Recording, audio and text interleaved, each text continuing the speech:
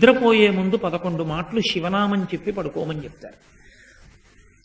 తెల్లవారి నిద్ర లేచేటప్పుడు మీరు పరమశివ భక్తులైనా సరే, మీ కులదేవత పార్వతీ పరమేశ్వరులైనా సరే, శివ అంటూ లేవడాన్ని శాస్త్రం అంగీకరించదు. శాస్త్రమే. శివుడు కేశవుడు రెండని నేను అంటలేదు, కానీ దేని స్థితి దాందే అంతే. నిద్ర లేచినప్పుడు మొట్టమొదట నోటి వెంట పైకి రావలసినటువంటి మాట ఏదో శాస్త్రమే నిర్ణయం చేసింది.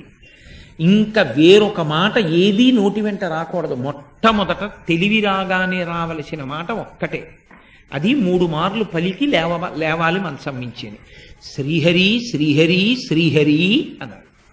3 మాటలు శ్రీహరి అన్న నామం చెప్పి మాత్రమే లేవవలసి ఉంటుంది. అంటే జాగృతి ప్రారంభమైంది. నిద్ర లేచాడంటే రక్షణ చెయ్యవలసినటువంటి వాడు శ్రీ మహావిష్ణువే.